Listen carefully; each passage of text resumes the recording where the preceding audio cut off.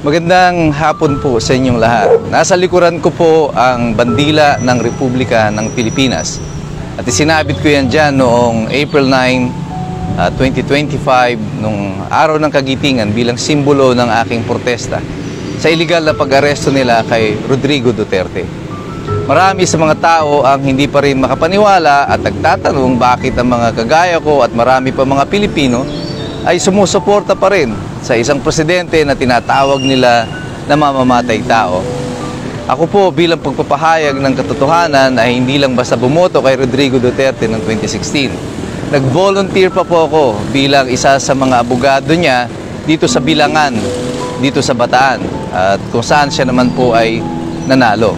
Pero matapos po ang halalan, hindi po ako nagpunta sa Maynila o nagpa-appoint sa anumang posisyon sa gobyerno. Dahil masaya na ako na ako'y nakatulong at yun lang ang kailangan ko. Tingin ko dapat maging presidente si Rodrigo Duterte. Perpekto ba yung kanyang pamumuno? Hindi po. Wala naman tao po talagang perpekto. Pero siya, sa tingin ko, ang presidenteng kailangan ng Pilipinas nung panahon na yon. Ano naman ang mapapala natin kay Rodrigo Duterte? Wala po. Hindi nga po ako nagpa-appoint sa anumang posisyon. Sa totoo, hindi ko pa po na-meet personally si Rodrigo Duterte o si Sara Duterte o sino man sa kanyang pamilya. At hindi ko naman po kailangan yon para sumuporta sa kanyang adhikain.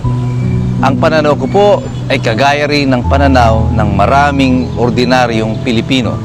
May malaking problema ang Pilipinas ng 2016 hanggang sa kasalukuyan. At kailangan natin ng isang pinuno na magtatawid sa atin sa mga problema na yan. Si Rodrigo Duterte ay simbolo para sa maraming mga Pilipino ng mga posibilidad. Posible naman pala na matigil ang droga sa Pilipinas. Posible naman pala na yung mga kamag-anak natin na lulong sa droga ay mahinto at matakot na sila ay makulong. Posible pala na maging malinis na muli ang Boracay. Posible pala na mga congressman ay matakot na magnakaw, na ang mga taga-DPWH ay may pinangingilagan at lahat ng magnanakaw sa gobyerno ay nag-iisip bago sila magnakaw sa atin. Posible naman pala na maglingkod na may pagmamahal sa bayan. Kaya po pinili ko ang bandila ng Pilipinas bilang simbolo ng aking protesta para kay President Digong, sapagkat siya lang ang presidenteng nakita ko na palaging humahalik sa ating bandila, simbolo ng kanyang pagmamahal. Iilan lamang po ang mga pinuno na kagaya niya. Ang kagaya po ni Rodrigo Duterte is a generational president. Bihi-bihira po itong dumating sa atin at kinakailangan po natin noon na suportahan siya. Alam ko na hindi magiging perpekto ang kampanya na ito laban sa droga. Kanya't marami po sa amin na natili dito sa mga probinsya at nakipaglaban sa mga abuso ng kapulisan sa panahon ng kampanya laban sa droga. Pero ito ay isang bagay na kinakailangan. Kaya nga po kailangan na may mga natiling mga abogado upang labanan ang mga pag-abuso. Pero in general, I think the war on drugs really worked. Bumaba ang incidence ng droga, ang drug pushing, at maraming mga krimen ang bumaba din. At karamihan pati ng mga involvement ng mga pulis ay nabawasan din dito sa droga. Pero over time, talagang yung mga masasamang loob gagawa ng paraan at nakakabalik pa rin sila. Pero hindi pa tapos ang labanan at kampanya ng buong Republika ng Pilipinas laban dito sa droga.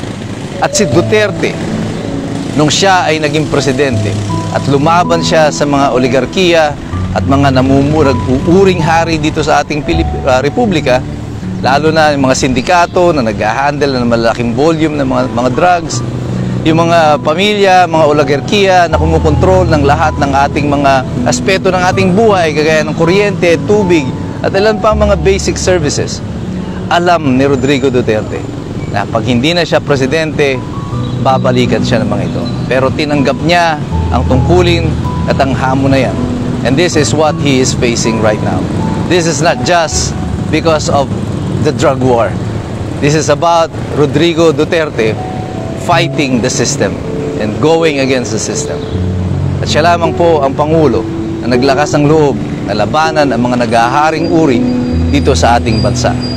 Iyan ang dahilan kaya siya mahal ng ordinaryong Pilipino.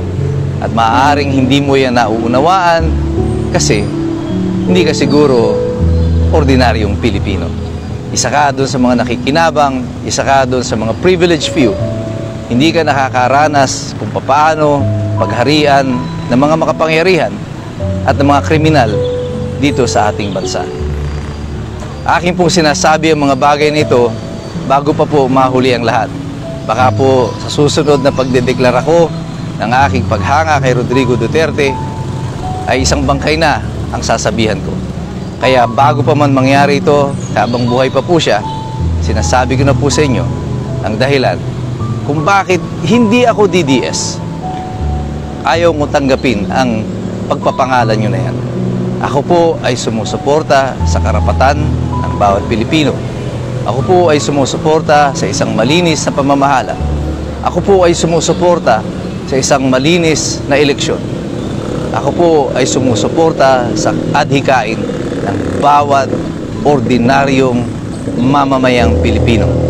Ang kailangan lang po namin, tapat na pamamahala, maayos na gobyerno, mababang presyo ng bilihin, mababang presyo ng kuryente.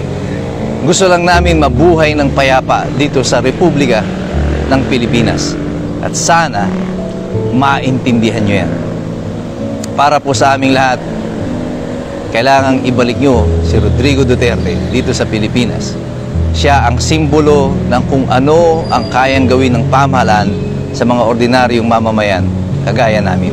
Kasi kung kaya nilang baluktutin ang batas, alisin ang katwiran, at pabuyin ang karapatan ng isang dating Pangulo na mayroon pa rin namang impluwensya at maraming mga taga-suporta, ano kaya ang kayang gawin ng pamahalaan nito sa mga ordinaryong mamamayan kagaya natin? Kaya tayo pong lahat, kagaya po ni Rodrigo Duterte, kailangan na tayong manatiling naninindigan. Let us continue to engage in this discourse in support of our rights, in the protection of our rights, and in support of the Republic of the Philippines. At sa ating pag-engage na yan, patuloy tayong mag-aral. Alamin natin ang lahat ng mga bagay. Sapagkat mahirap talagang makialam ang taong walang alam. God bless you. God bless us all. At mabuhay ang Republika ng Pilipinas.